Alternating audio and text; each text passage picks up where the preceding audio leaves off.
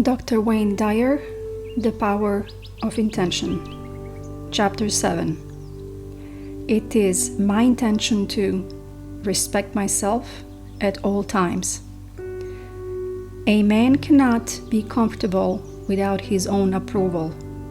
Mark Twain. Here is a simple truth to begin this chapter.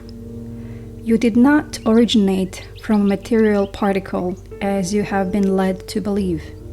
Your conception at the moment of your parents' blissful commingling was not your beginning. You had no beginning.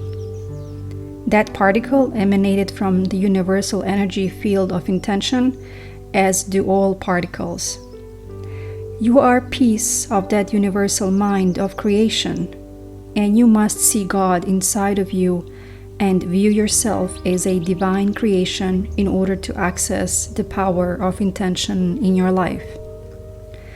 Give this idea a healthy dose of your attention, right now, in this moment, as you read these words. Contemplate the enormity of what you're reading. You are piece of God. You are a living, breathing creation that emanated from the universal mind of the all-creating source. You and God are the same thing. Very simply put, when you love and trust yourself, you are loving and trusting the wisdom that created you. And when you fail to love and trust yourself, you are denying that infinite wisdom in favor of your own ego.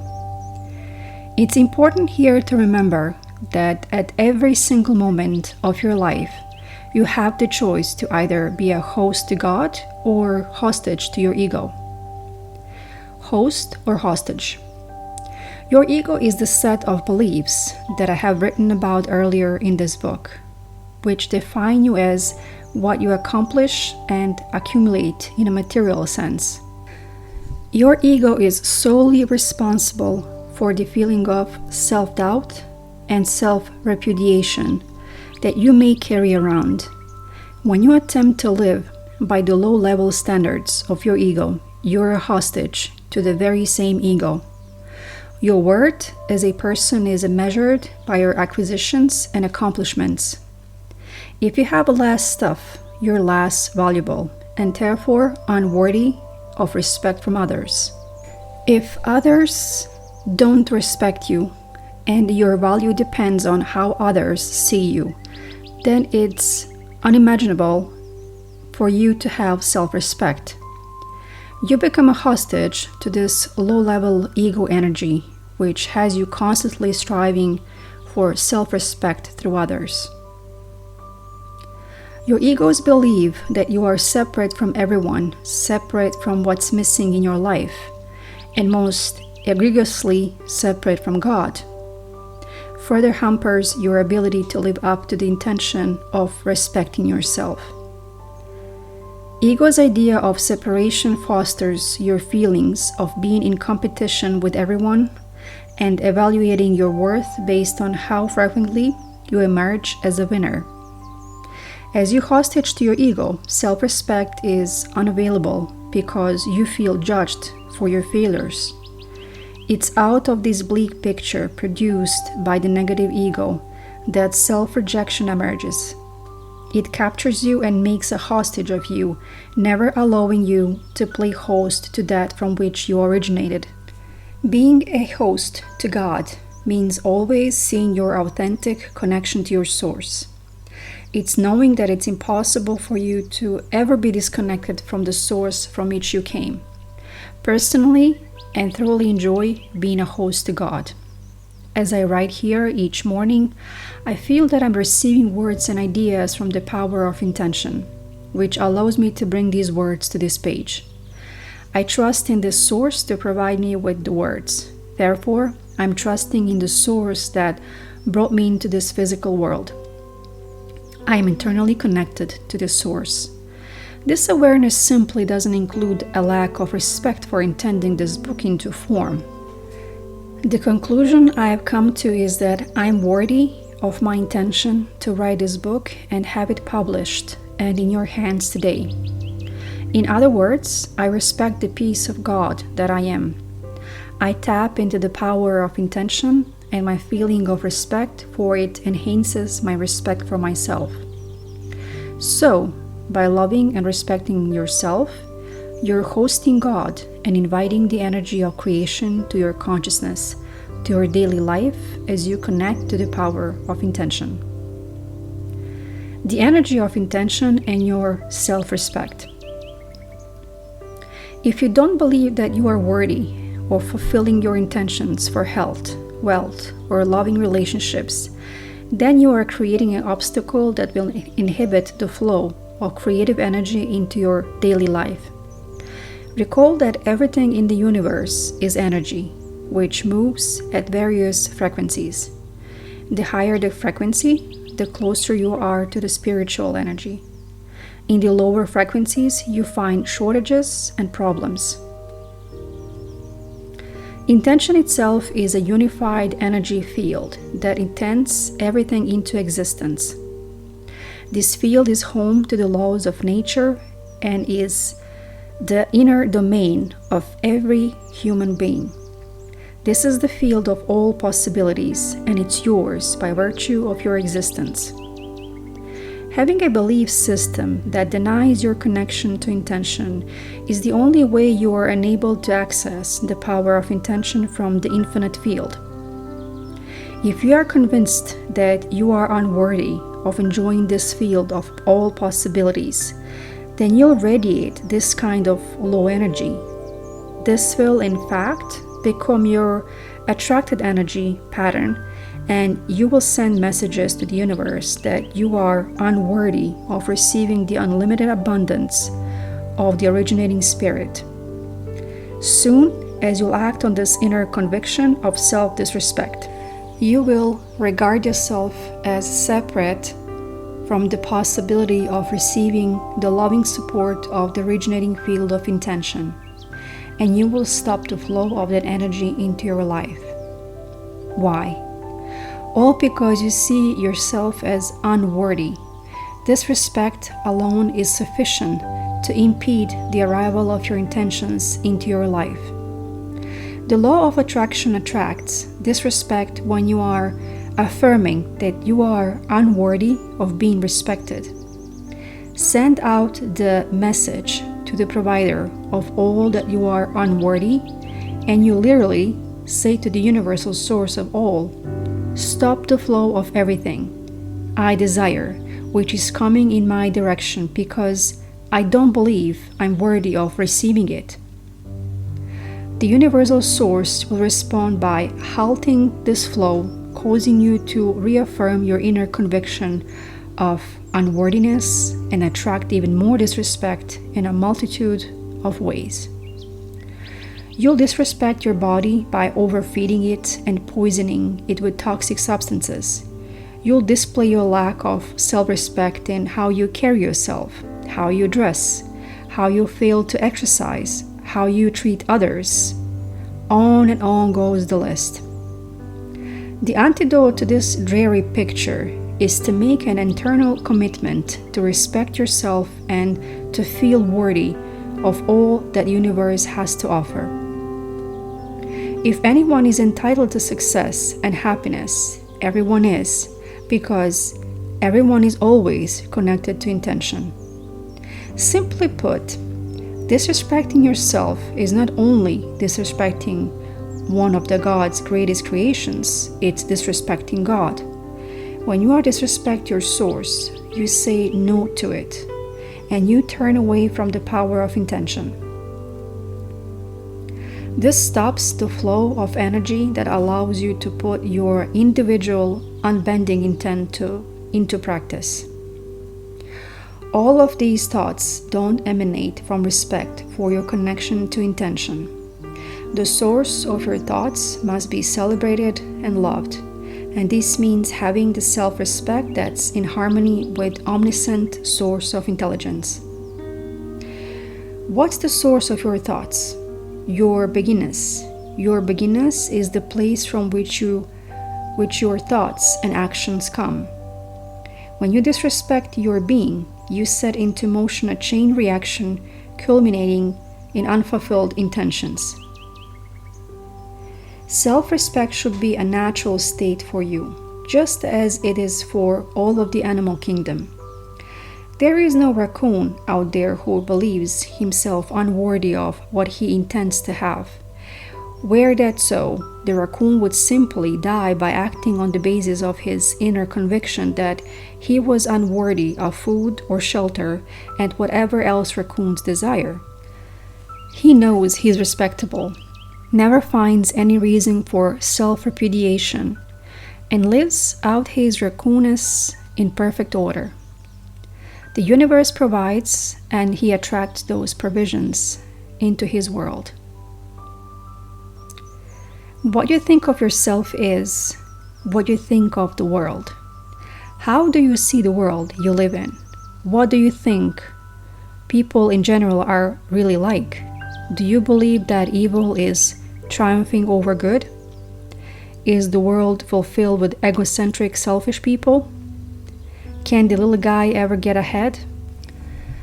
Are government entities and all their representatives corrupt and untrustworthy? Is life unfair?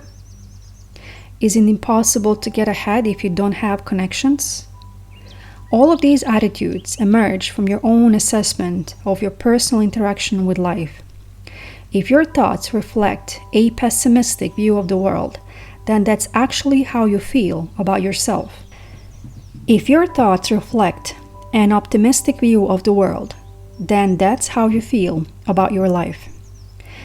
Whatever attitude you have about the world in general is a good indicator of the respect you have for your abilities to attend into this world what you desire. Pessimism strongly suggests that you don't subscribe to the idea that you can access the power of intention to help you create your own blissful reality. I recall hearing the following conversation after the events of 9/11 in New York City. A grandfather was talking to his grandson, telling him, "I have two wolves barking inside of me. The first wolf is filled with anger, hatred, bitterness, and mostly revenge. The second wolf inside of me is filled with love, kindness, compassion, and mostly forgiveness." "Which wolf do you think will win?" the young boy inquired. The grandfather responded, "Whichever one I feed." There are always two ways to look at the conditions of our world.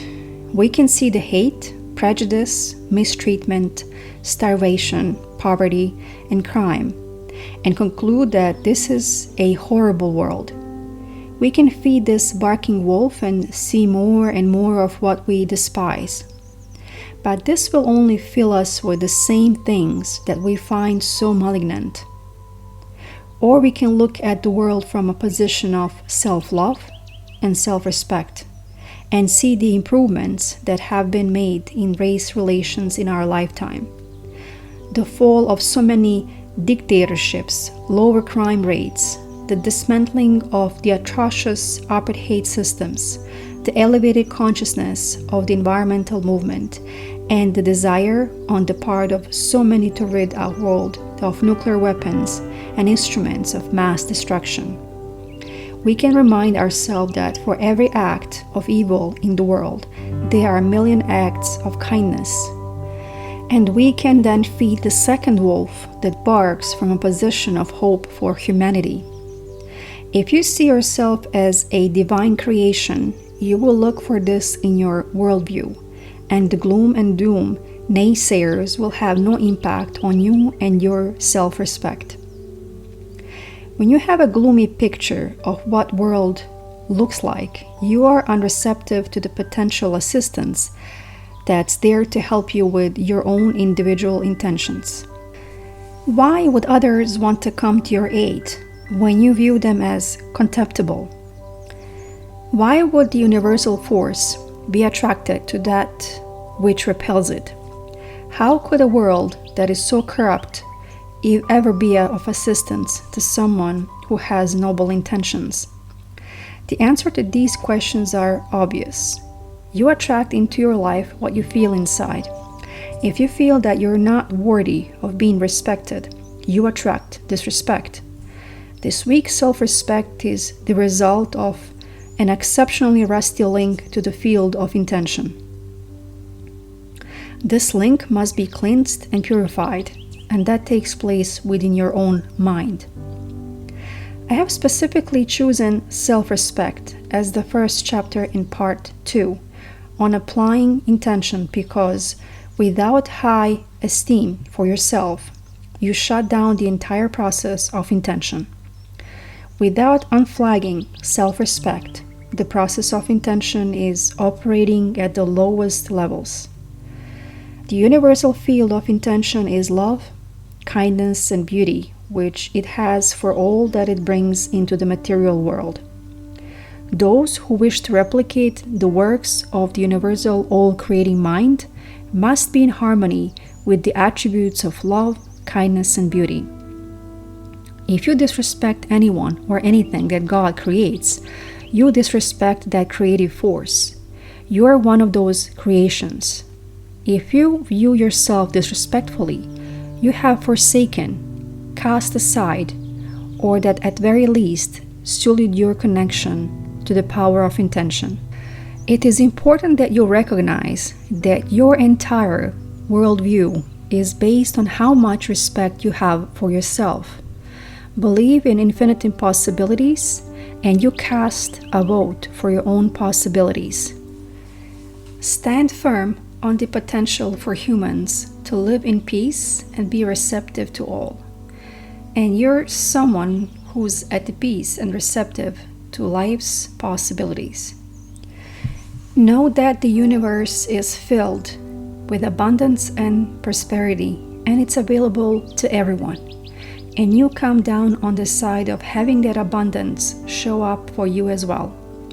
Your level of self-regard must come from your knowing within yourself that you have a sacred connection. Let nothing shake that divine foundation. In this way, your link to intention is cleansed, and you always know that self-respect is your personal choice. It has nothing to do with what others may think of you. Your self-respect comes from the self and the self alone.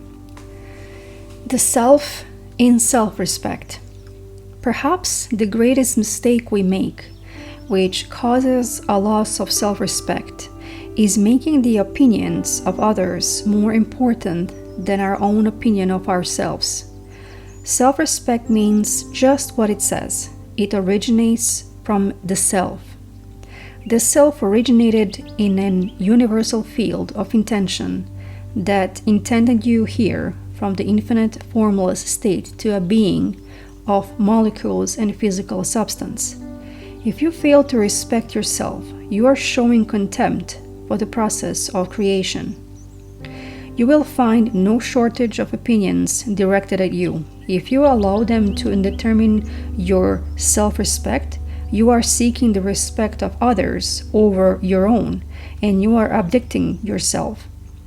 Then you are attempting to reconnect to the field of intention with low energy attitudes of judgment, hostility, and anxiety.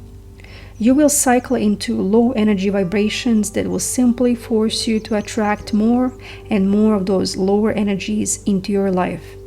Remember, it is a high energy that nullifies and converts lower energy. Light eradicates darkness. Love dissolves hate. If you're allowed any of these lower negative thoughts and opinions directed your way to become the basis of your self-portrait, you are asking the universal mind to do the same. Why? Because of the high frequencies, the universal source of intention is pure creativeness, love, kindness, beauty, and abundance. Self-respect attracts the higher energy. Lack of self-respect attracts the lower. It knows no other way. The negative viewpoints of others represent their low energy ego working on you. Very simply, if you're judging anyone, you aren't loving them at the moment. The judgments coming your way, likewise, are unloving but have nothing to do with your self-respect. Their judgments, and yours as well, distance you from your source and therefore away from the power of intention.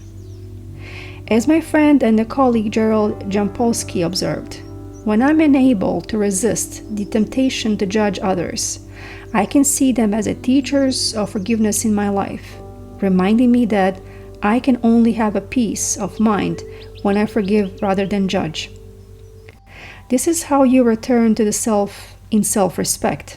Rather than judging those who judge you, thereby lowering your self-respect, you send them a silent blessing of forgiveness and imagine them doing the same toward you. You're connecting to intention and guarantee that you will always respect the divinity that you are.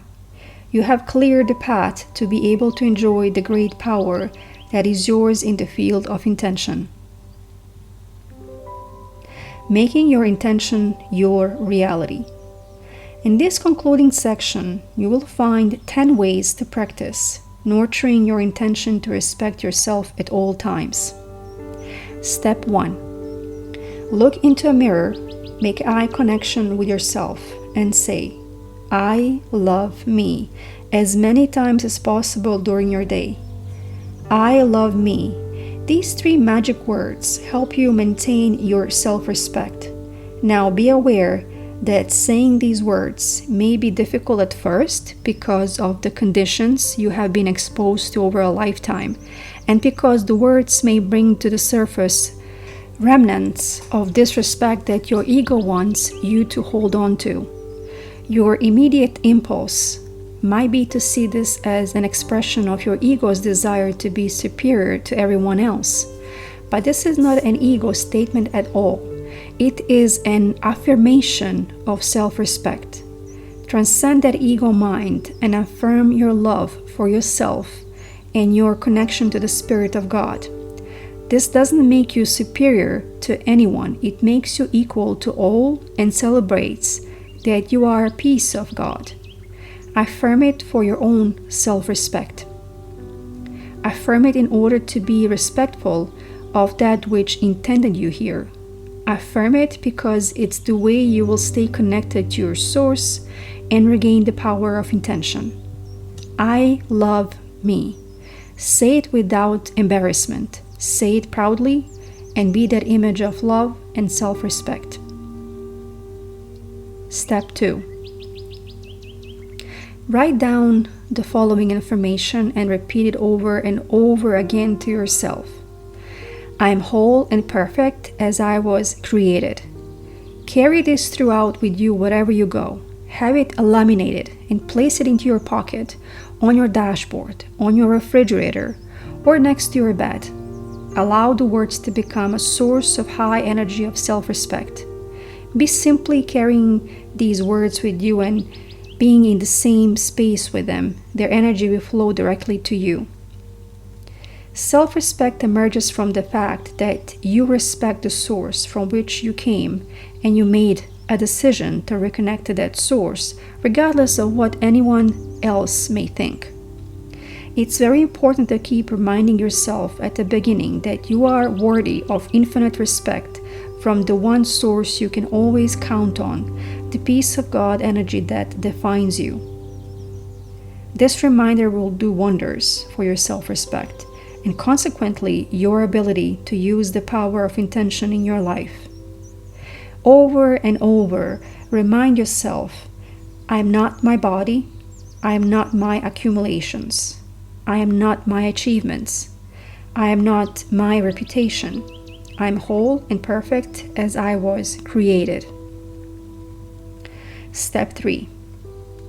Extend more respect to others and to all of life. Perhaps the greatest secret of self-esteem is to appreciate other people. The easiest way to do this is to see the unfolding of God in them. Look past the judgments of others' appearance, failures, and success, their status in society, their wealth or lack of it, and then extend appreciation and love to the source from which they came. Everyone is a child of God. Everyone.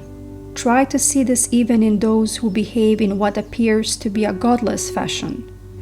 Know that by extending love and respect, you can turn that energy around so that it's heading back to its source rather than away from it. In short, send out respect because that is what you have to give away. Send out judgment and low energy, and that is what you will attract back. Remember, when you judge others, you do not define them. You define yourself as someone who needs to judge. The same applies to judgments directed at you. Step 4. Affirm to yourself and all others that you meet, I belong. A sense of belonging is one of the highest attributes on Abraham Maslow's pyramid of self-actualization, which I discussed at the beginning of the next chapter. Feeling that you don't belong or you're in the wrong place can be due to lack of self-respect. Respect yourself and your divinity by knowing that everyone belongs. This should never come into question. Your presence here in the universe is a proof alone that you belong here. No person decides if you belong here. No government determines if some belong and some don't. This is an intelligent system that you are part of it. The wisdom of creation intended you to be here, in this place, in this family, with these siblings and parents, occupying this precious space. Say it to yourself and affirm it whenever necessary. I belong. And so does everyone else. No one is here by accident. Step 5. Remind yourself that you are never alone. My self-respect stays intact as long as I know that it's impossible for me to be alone. I have a senior partner who has never abandoned me and who stuck with me even in moments when I had seemingly deserted my source. I feel that if the universal mind has enough respect to allow me to come here and to work through me and to protect me in the times when I strayed onto dangerous, non-spiritual turf, then this partnership deserves my reciprocal respect. I recall my friend, Pat McMahon, a talk show host on KTAR Radio in Phoenix, Arizona, telling me about his encounter with Mother Teresa in his studio before interviewing her for his program. He pleaded with her to allow him to do something for her. Anything at all, he begged. I would just like to help you in some way. She looked at him and said, tomorrow morning, get up at 4 a.m. and go out onto the streets of Phoenix. Find someone who lives there and believes that he's alone and convince him that he's not. Great advice, because everyone who wallows in self-doubt or appears to be lost has lost their self-respect because they're forgotten they're not alone. Step 6. Respect your body. You have been provided with a perfect body to house your inner invisible being for a few brief moments in eternity. Regardless of its size, shape, color, or any imagined infirmities, it's a perfect creation for the purpose that you were intended here for. You don't need to work at getting healthy. Health is something you already have if you don't disturb it. You may have disturbed your healthy body by overfeeding it, under-exercising it, or overstimulating it with the toxins or drugs that make it sick, fatigued, jumpy, anxious, depressed, bloated, ordinary, or an endless list of maladies. You can begin the fulfillment of this intention to live a life of self-respect by honoring the temple that houses you. You know what to do. You don't need another diet, workout manual, or personal trainer. Go within, listen to your body, and treat it with all of dignity and love that your self-respect demands. Step 7. Meditate to stay in conscious contact with your source, which always respects you. I can't say this enough. Meditation is a way to experience what the 5 senses can detect. When you are connected to the field of intention, you are connected to the wisdom that's within you. That divine wisdom has a great respect for you, and it cherishes you while you're here. Meditation is a way to ensure that you stay in a state of self-respect.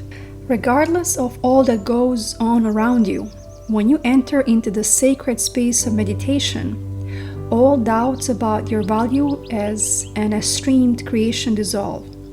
You will emerge from the solemnity of meditation feeling connected to your source and enjoying respect for all beings, particularly yourself. Step 8. Make amends with adversaries. The act of making amends sends out the signal of respect for your adversaries.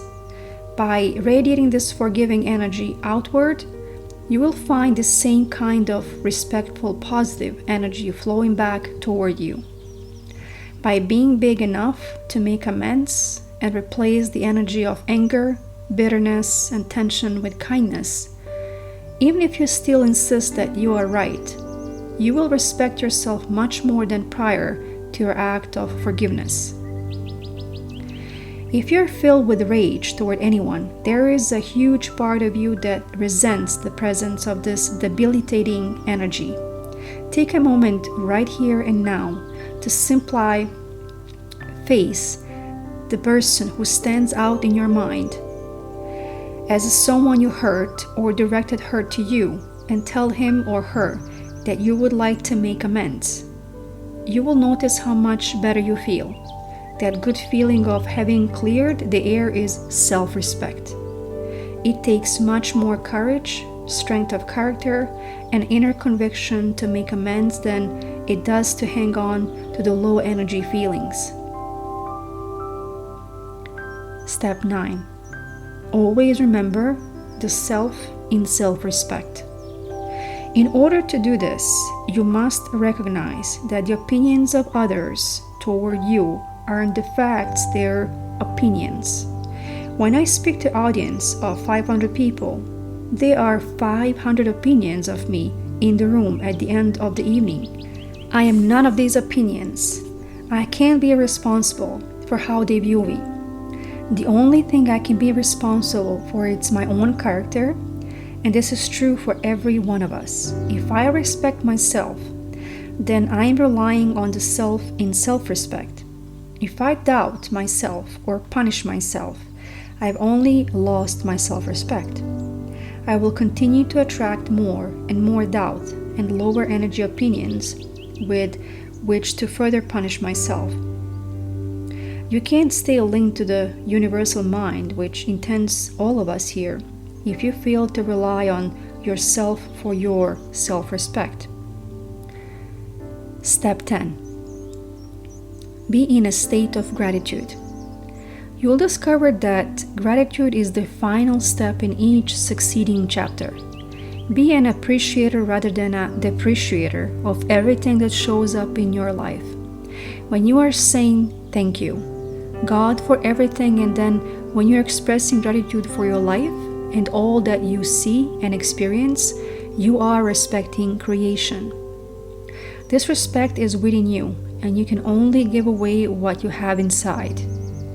Being in a state of gratitude is the exact same thing as being in a state of respect. Respect for yourself, which you give away freely, and which will return to you tenfold. I close this chapter with the words of Jesus of Nazareth, speaking through his apostle Saint Matthew. Matthew 5 verses 48. Be perfect, therefore, as your heavenly Father is perfect. Reconnect to the perfection from which you originated. You can't have any more self-respect than that. End of chapter 7.